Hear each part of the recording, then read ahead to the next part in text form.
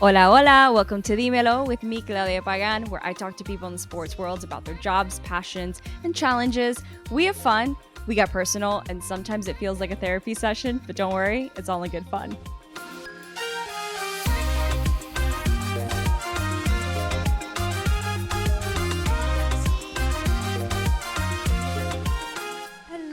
I never usually do an intro for my episodes. Usually I just cut straight into the interview. But today I felt like this interview needed a little bit of an intro because it won't make sense if I don't tell you the context behind it. So, drum roll, please.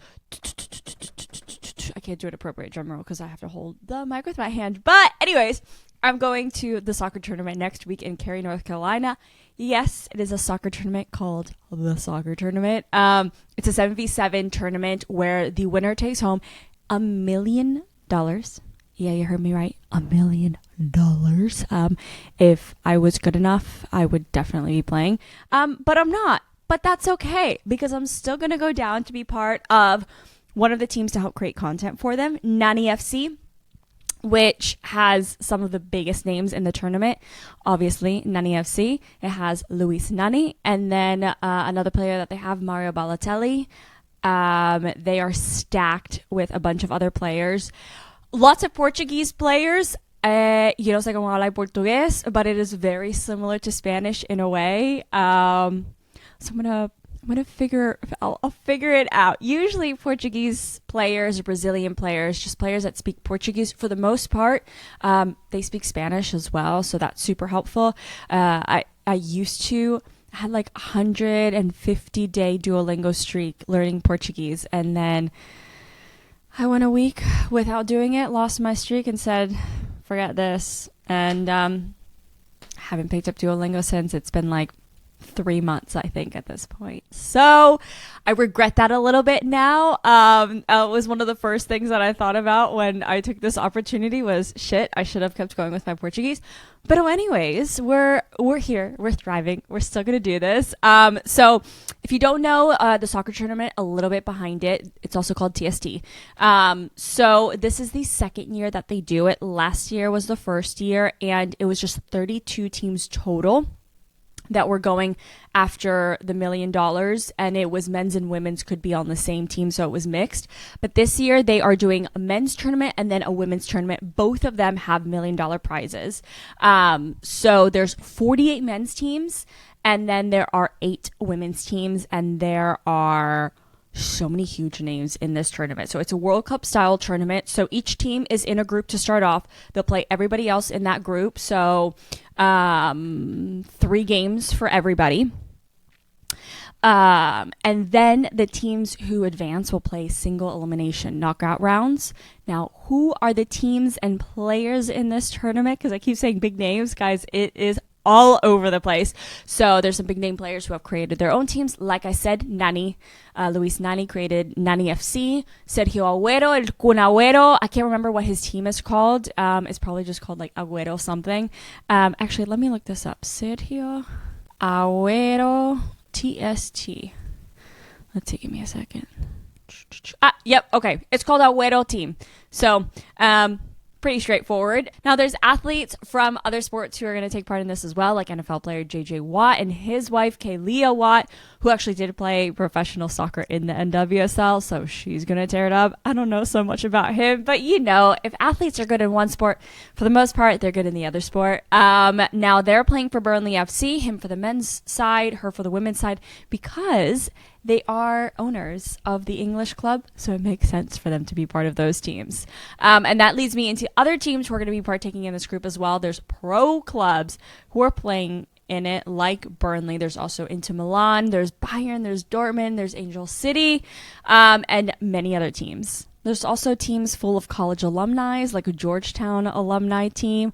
And then also there's former players coming out of retirement to play. So like on the women's side, there's the U.S. women's national team with players like Ali Krieger. So guys, it is freaking stacked. You've got, you know, athletes that are just all over the place from either soccer or different sports. You've got celebrities. You've got Pat McCaffrey, celebrities like that. So I am super excited for this tournament. I know that last year was such a big success that this year they're doing it bigger, doing it better. And so like I said, I'll be going down with Nani FC team. So I'll specifically be creating content for that team. And the nice thing is that they're letting me create all the content for them and for my own channels. So how the hell could I have said no to this opportunity? So here's the schedule. I don't really have the itinerary right now. I don't know what everything will look like, but here's the general idea. So the tournament is from June 5th to June 10th. So the days leading into that, we'll get there actually like 5 or 6 days ahead of the tournament, so that we can get settled in, so that the guys can have a couple training sessions together to all get to just flow with one another. A lot of players like Nani, like Balotelli, and a lot of the other players are currently in seasons right now. I don't really know how are they just getting like a permission slip to come over here for a hot sec? Because I think those two are in Turkey playing. So has the Turkish season ended? I should have looked this up before doing this. But anyways, yeah, so what was I saying? Yeah, so they're going to have a couple training sessions. There's going to be a media day where they will get to do some content for TST, and I'll be there to get some stuff for Nani FC, specifically the social content. So make sure that you follow Nani FC on Instagram, Twitter, TikTok. I don't know if I'll be posting directly onto those channels, but I'll be creating the content for it at least, and then also I'll put it on my channel. So if you're watching this, you probably know my channels at Claudia M. Pagan. Cabeza de pan, as my family would always tell me. But anyways, this has been too long already. Let's get into the interview. Oh, I haven't even introduced the interview. Okay, so this interview is with Fabio Ivan Barros. He is the head coach. He's going to be the head coach of Nani FC. He's Nani's cousin. So he grew up in Portugal. They grew up in Portugal together. So yeah. So I did an interview with him. He's currently over at Mount St.Mary's helping coach the women's team there. So I made the trek up to Emmitsburg, Maryland. And not my first time. My best friend went there, so I know the campus a little bit. So I went up there, did an interview. We did it in English and we did it in Spanish. So you got options for what you want to listen to. I'll have the timestamps in the description. So if you want to cut to the Spanish part, you can. If you want to listen to the English part, just stay here. So first, talk to us about how the Nani FC team came together. I mean, like, what started the conversation? What were the first conversations that you had with Nani to get this team started? We were watching it last year, and at the moment, I had a couple of friends that played indoor soccer playing it, and we had a friend in common, Luis Nani, that is the coach of Fulham, assistant coach at Fulham, and he previously played for West Ham, and he was playing for it. So I FaceTime him and show him that he was playing, and actually it was like, I think the third game, and he scored a winning goal. And he was celebrating, so he was like, "Oh, there's a lot of people watching. What is this tournament?" And so I kind of explained him. I was like, "You know what? We should make a team. You know, leave it with me. I'll organize it on his end," because he was on his way to play in Turkey, and that's how it started. And then little by little, we start getting excited about it, creating his own brand and being able to show what we can do, not only with the team itself, but the brand. And obviously, new things are going to come out of it. But that was like the main thing that made us start. Can you dive a little bit more into, you just started saying it there at the end, the value that Nani sees in this tournament for his name, for growing his brand?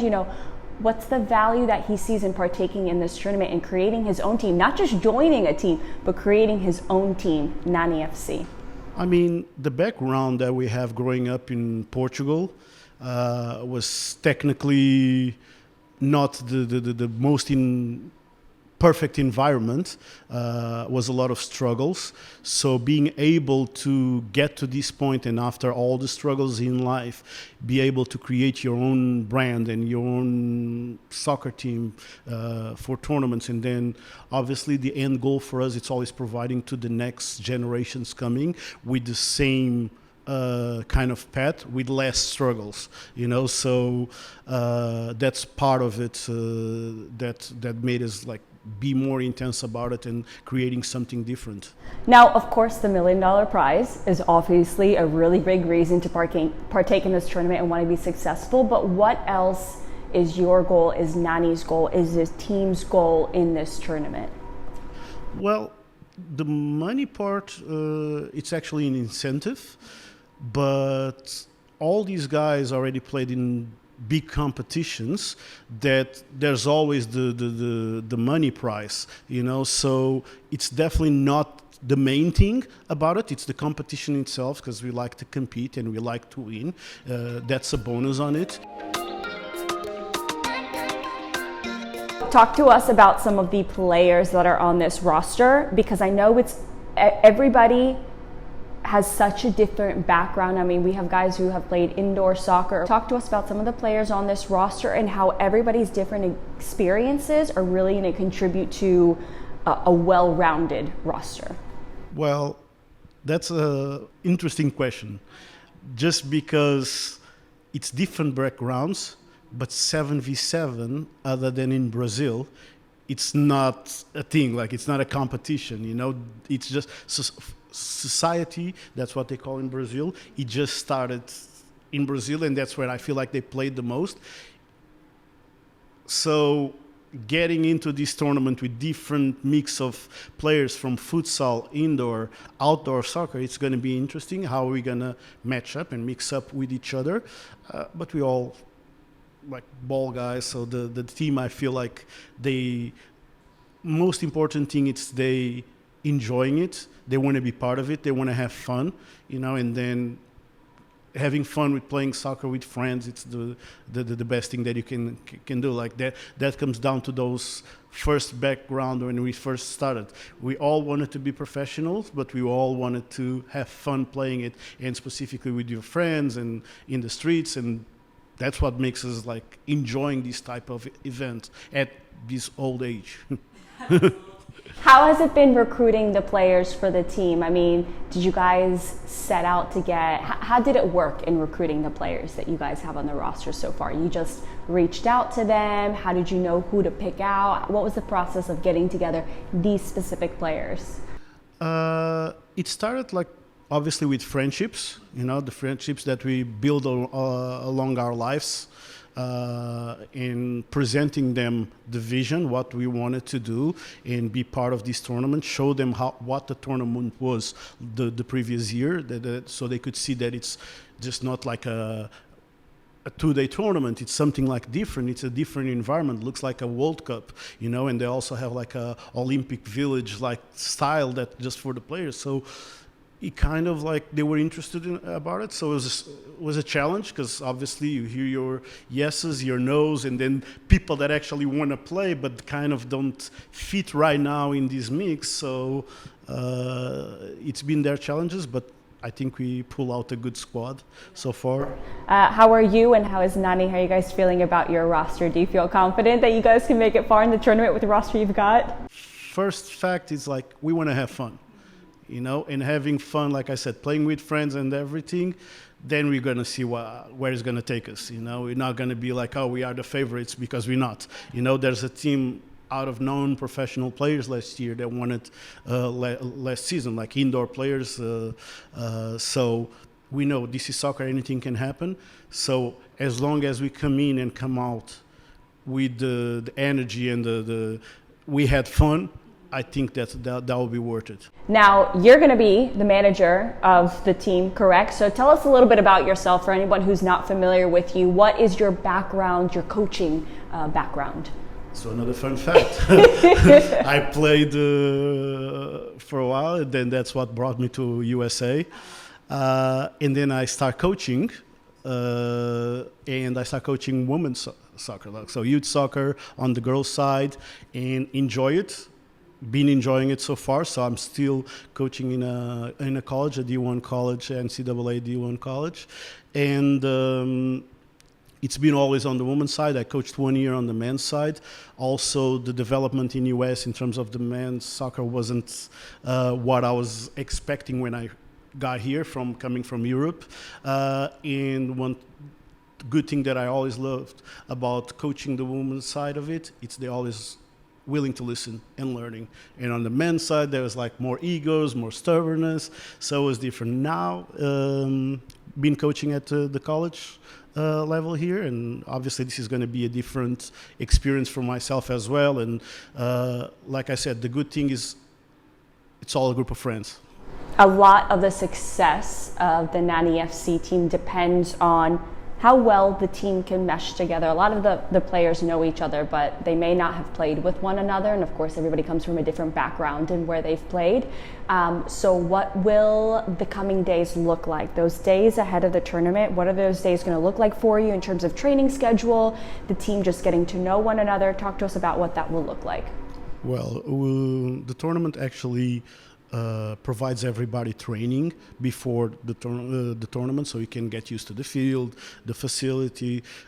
So we have 2 practice days before the tournament that we are allowed to. So hopefully we can mix and match right away, because we know a lot of the other teams already started now in the beginning of May. And they have like a whole month to prepare themselves. We technically just hope that everybody's in shape. And then we have 2 days to build the team chemistry and be ready to play the tournament after 2 days, so we'll see how it goes. How are you feeling about this tournament? This is your first year doing it. You got to watch it last year, so you kind of have a feeling of how the tournament goes, of how the teams play, how the competition is. How are you personally feeling about this? You excited? I'm really excited. Yeah, really excited. It's going to be a lot of fun, and I feel like it's going to be a good opportunity overall for everybody in the tournament. It's 48 teams plus 8 women's team, plus how many fans are going to be there. So it's definitely going to be a different experience. Being part, insider of an experience like this, it's something really good, The last thing I'm going to ask, what can fans watching the Nani FC games in particular during this tournament, what can they expect from Nani FC team? A lot of fun. A lot of fun. It's all about having fun, You come in with a smile, get out with a bigger smile, and hopefully we build like a good base of fans that to be there and support us, and we can give back to them what they're coming for, So that's what they can expect from us, and on our end, try to give them as much fun possible to come to this type of tournament. So, cuéntanos un poco cómo se formó tu equipo, cuéntanos el proceso de cómo Nani decidió crear su equipo para TST. Entonces, legítimo de decir que estábamos mirando el año pasado porque teníamos amigos en común. Yo voy a hablar portuñol, perdóname.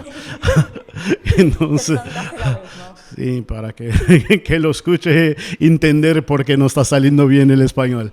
Mas estábamos mirando y teníamos un amigo en común que es Luis Nani, que jugó en el Arsenal, jugó en la Premier League durante muchos años y es también el asistente del Fulham ahorita, y estaba jugando por West Ham, y yo también tenía algunos amigos que juegan indoor soccer y estábamos mirando y lo hicimos un FaceTime para que lo entendiese que estaba mirando, y lo dice, esa es una buena idea para hacernos con tu marca, con algo así, que lo vamos a crear. Y de ese momento Luis Nani es el gol de la final, el final gol de Target Score, y lo celebró, y nosotros sonriendo mucho por él, y entonces fuimos hablando y quedamos excitados porque teníamos mucho contenido para mirar después del torneo, y lo envié, y creo que en noviembre decidimos, ok, vamos a avanzar, ¿por qué no? Y ahí empecé a trabajar, porque yo, como lo vivo aquí, él estaba jugando en Turquía, entonces hicimos así, y así fue. ¿Y qué valor ve Nani en participar en TST? Y no solamente participar, pero para crear su propio equipo. ¿Qué valor ve Nani en eso? Como es obvio, lo mira que algo muy bueno para nosotros, como nosotros salimos de la calle, entonces trabajamos muchos para llegar donde teníamos que llegar. Y entonces crear algo con su propio nombre, crear algo diferente y que pueda pasar a la próxima generación de jugadores, claro, sin las dificultades que tenemos nosotros, más con los principios, creo que va a ser un buen principio para nosotros crear esa marca. Entonces el valor, participar en un torneo de esos tiene mucho valor. Y claro, el premio de ganar $1.000.000 es una cosa bien grande, pero también, además de eso, ¿para qué más juega el equipo de Nani? Bueno, principalmente para lo que te dice, para la próxima generación, para entender por la próxima generación que podemos mostrar a la propia generación. Claro que el torneo para esos jugadores es algo que todos los torneos que jugaron tienen un premio para el club y claro que los clubes pagan a los jugadores un premio, más no es el principal objetivo, lo dinero, la plata, es simplemente poder divertirnos, lo principal, y en el mismo tiempo crear algo para la próxima generación. Y háblanos sobre algunos de los jugadores de este equipo y cómo los diferentes orígenes de cada jugador, cómo eso le va a ayudar a tener éxito. Entonces, ahí vamos a tener que trabajar porque claro que jugadores de indoor, de futsal, de fútbol, tenemos todos una cosa en común, nos gusta competir y nos gusta divertir. Jugando fútbol ainda mejor. Crear un grupo de amigos así para poder jugar y participar en un torneo diferente es algo fuera de normal, no se hace muchas veces. Entonces esperamos poder tener una química por nosotros y poder competir y divertirnos. Y tú vas a ser tú eres el jefe, el manager, el head coach del equipo. Háblanos sobre tu experiencia en el fútbol como jugador, como entrenador. Díganos un poco sobre eso. Entonces, yo jugué mayoritariamente en Europa y vení para Estados Unidos también para jugar. Y ahí me quedé acá entrenando y empecé con el fútbol de desenvolvimiento y por las niñas, y ahí fui desenvolviendo, subiendo, trené un club profesional acá, 3 en Portugal, 1 en Romania, y la universidad es acá, 3 universidades, y ahora aquí estoy en la universidad ainda en el femenino, y trené un año el masculino. No, obviamente aquí en Estados Unidos el desenvolvimiento del masculino estaba muy despacito y las mujeres estaban muy más adelantadas, para también decir que también las mujeres lo escuchan lo que los entrenadores quieren hablar y lo quieren aprender. Entonces a mí me gusta siempre más entrenar las mujeres do que entrenar los hombres, más eso va a ser una buena experiencia, también juntando mi experiencia de entrenador, y vamos a ver qué vaya a salir. Yo sé que en el final, si no da cierto, lo voy a culpar al entrenador. Todo bien. Y estás listo para eso, ajá, Sí, claro. Nosotros vivimos así como entrenadores. Entonces, siempre así. Bueno, gran parte del éxito del Nani FC depende de cómo se combinan y cómo se van a mezclar todos los jugadores diferentes. Entonces, ¿qué va a hacer el equipo antes de los partidos para que puedan mezclar los jugadores, para crear esa química? Bueno, tenemos 2 entrenamientos que el torneo nos regala 2 días antes del torneo.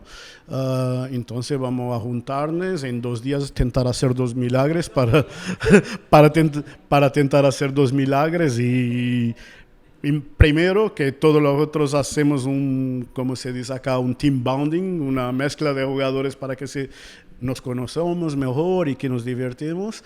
Y el segundo, saber cómo vaya a funcionar en la cancha. Como te dices, para divertir. Entonces vamos a ver cómo vaya a salir.